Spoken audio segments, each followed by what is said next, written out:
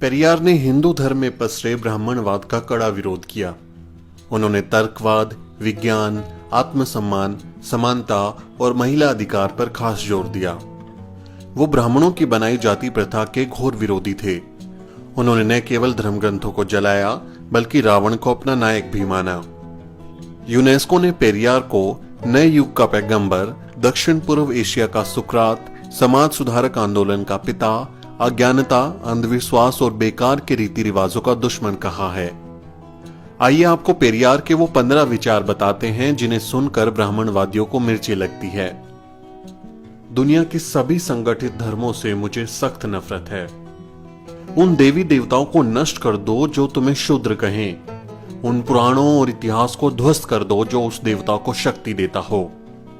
शास्त्र, पुराण और उनमें दर्ज देवी देवताओं में मेरी कोई आस्था नहीं है, क्योंकि वो सारे के सारे दोषी हैं। मैं जनता से उन्हें जलाने और नष्ट करने की अपील करता हूं। मैंने सब कुछ किया।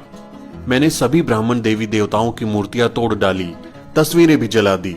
लेकिन अगर फिर भी मेरी सभाओं में मेरे भाषण सुनने के लिए हजारों लोग इकट्ठा होते हैं तो ये साफ है कि स्वाभिमान और बुद्धि का अनुभव होना जनता में जागृति का संदेश है।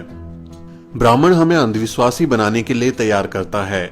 वो खुद आरामदायक जीवन जी रहा है लेकिन तुम्हें अछूत कहकर निंदा करता है। मैं आपको सावधान करता हूं कि उनका विश्वास मत करो।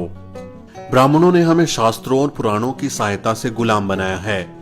अपनी स्थिति मजबूत करने के लिए उन्होंने मंदिर, ईश्वर और देवी देवताओं की रचना की। सभी मनुष्य समान रूप से पैदा हुए हैं, तो फिर अकेले ब्राह्मण ऊंचा कैसे हो सकता है और बाकी लोग नीच कैसे हो सकते हैं? आप अपनी मेहनत की गाड़ी कमाई क्यों इन मंदिरों में लुटाते हो?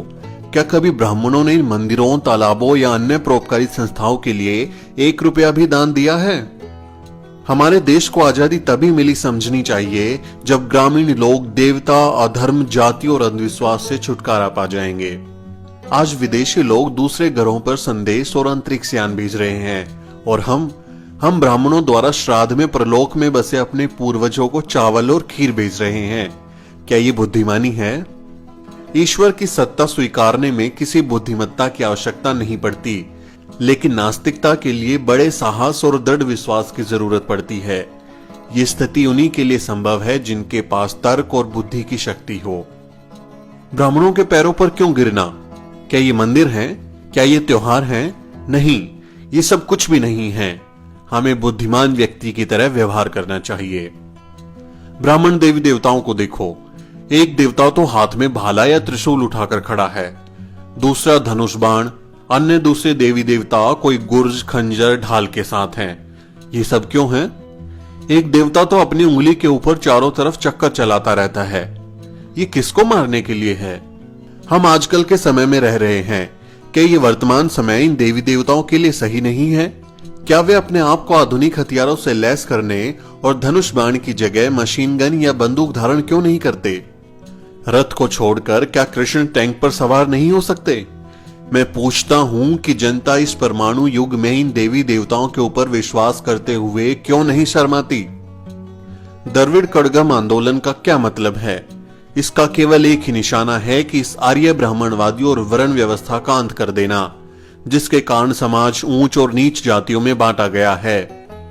द्रविड़ कड़गम आंदोलन उन सभी शास्त्रों, पुराणों और देवी देवताओं में आस्था नहीं रखता जो वर्ण तथा जाति व्यवस्था को जैसे का तैसा बनाए रखे हैं। पेरियार साहब की ये बातें सुनकर ब्राह्मणवादी जल भुन जाते हैं। पेरियार के इन महान विचारों को अपने साथियों के साथ साझा करें।